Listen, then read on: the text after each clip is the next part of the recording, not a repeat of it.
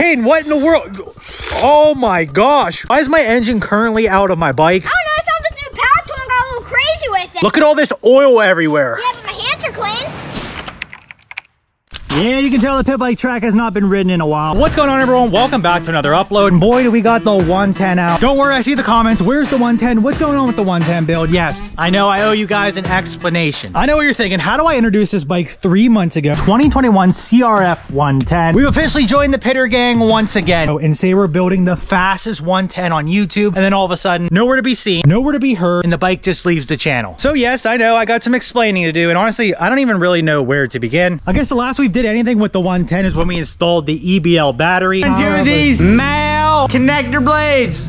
Oh! And yeah, let's see how that's doing. It's actually been a few weeks, so let's see if the battery is holding charge, because the last battery, you guys know how long the bike had to crank before it actually started. And yeah, it's been weeks. Here goes nothing.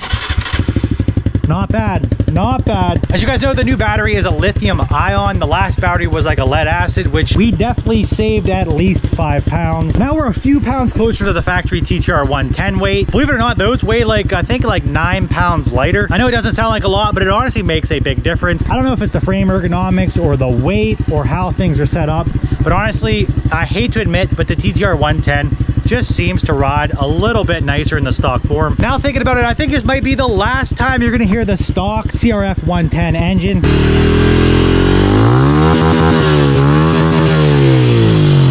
Boy, the new Yosh sounds so good. But I'm honestly pretty excited to hear what it sounds like when we add all the new parts. But on the bright side, we are going to be continuing the CRF 110 build. And I guess we can jump over to the parts we're going to be installing. Here's the majority of them. I kind of forget what all we have. I believe we went over a lot of these parts 3 months ago, but a quick recap. We have the clutch perch, we have the gasket kit, bottom end, top end. We got some cables and whatnot, a bar pad. Then jump over to the power mod. We got ourselves a big bore kit. We have a piston. We're going to be doing a 147cc big bore kit. We got a TB Parts performance cam. We got a 5-plate heavy duty racing clutch, hence the clutch perch. We're going to be actually adding a manual clutch. We got a shifter, we got a bling kit, and we got upgraded bigger valves. I'm not 100% sure if we're going to be using them. We'll get into it here in a minute. Then over here we have a set of black wheels. It's going to tie everything all together when we add the graphics kit, and this bike is going to look so sweet. Once again, shout out to TB Parts for hooking us up with all those parts, but enough of that. Let's explain why they're not on the bike yet. Okay, I guess we could jump the way back to the beginning of this year when I wanted to start another pit bike build. As you guys know, last fall we built a TTR 110 and we added a 130cc big bore kit and a 26mm carb. Honestly, that bike ran awesome, but I wanted to see what a fuel injected pit bike ran like. Now looking back, that was actually quite a mistake. You're probably wondering, we had all these parts for months now. Why don't we get these parts and put them onto the bike? Actually, if we did that, it would turn into 2 problems. Problem number 1, if we install all these parts onto the bike without messing with the tuning, and we start the bike up with the 147cc big bore kit and all the other mods we have, without the tuning, it's not going to have the right fuel and air mixture, and we're going to be at high risk of blowing the bike up. And number 2, with all those parts and without a bigger throttle body and without a bigger manifold, which those are the restrictive parts after we do the big bore kit, the bigger cam, all those other parts, we're essentially adding all those parts and we're not going to be gaining any power. I actually know that from past experience, because when we were building our TTR 110, I actually did a little experiment. I wanted to see if the big bore kit itself would add power without adding the upgraded carb. Honestly, just installing the 130cc big bore kit did not really add much power. I noticed way more power gain when we added the 26mm carburetor. So yeah, if we added all these parts and we didn't mess with any of the tuning, we really wouldn't be adding any more power. The whole process in modifying and tuning something is a big misconception, especially, for example, people that are building cars. People will think adding a cold air intake and an exhaust automatically makes their car faster. Actually, that is false. So yeah, the engine works as a pump. The cold air intake will allow more airflow and the exhaust will allow more air to exit. So here's where the problem is. If you don't tune the car and tell the car to take in more air, take in more fuel, then you're really not gaining any more power. And that same thing goes with dirt bikes. If you add all the parts and you don't do the tuning part of it, you're not going to be gaining any more power. Plus the big bore kit and the other mods are going to require a different fuel and air mixture. So if we don't do that, then we run a risk of blowing the bike up. Now you're probably wondering, why don't we just get a tuner and tune the bike? Well, that is where the shit show begins. You see, I've did all kinds of research and there is plenty of CRF 110 reputable tuners out there. Well, you would think. So about 2 years ago or so, these 110 pit bike builds were actually trending. But I think over like the last year or so, the builds have kind of slowed down. I think the tuning companies kind of went a different direction. Because you see there's like 4 reputable CRF110 tuners out there, and I've reached out to all of them. I've emailed them, I've called them, and I've got no more than 1 response back from I think 1 of them. Then ever since then, it's just been crickets. We got no progress done on the CRF110. And yeah, that's kind of our roadblock. So yeah, I have all the parts we need for the pit bike build. I've had them for almost 3 months now. We just need a tuner to get in there and change some fuel and air mixtures and whatever else you do with the ECU. Heck, at this point, we might as well just learn the tuning. It's been 3 months. We could probably learn tuning in that time. And if it goes south, we'll blow that engine up and then we'll just build that and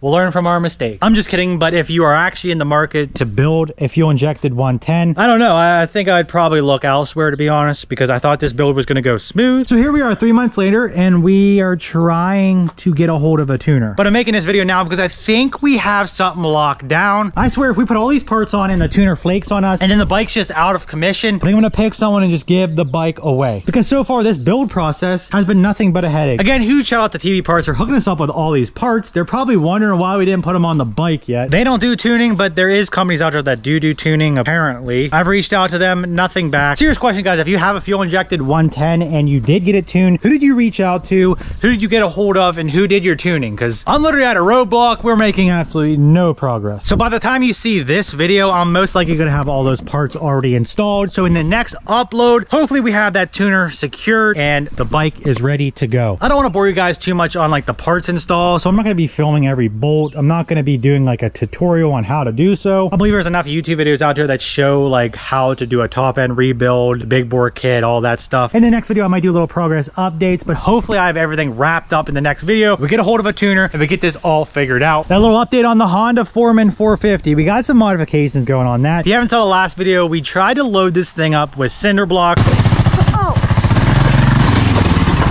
And honestly, it worked. The more weight, the more traction. And we actually pulled a whole load of logs over there in the field. If you didn't see that video, tune in on the channel. I don't know why that video didn't do that great. But yeah, we got some more quad content coming soon. I did pick up a little something for it. So we got to do a little customization. I need to weld something because we got something going on there. We are going to be doing some mods to my brother's TTR 110s. It's going to be probably in the next video. This video is pretty much just a quick update on what's going on with the 110, where it's been, and a little progress update. And to let you guys know, we are moving forward. We're going to get all these parts installed on the bike where hopefully we get a hold of the tuner. And in the next video, you pretty much see this bike hopefully start up.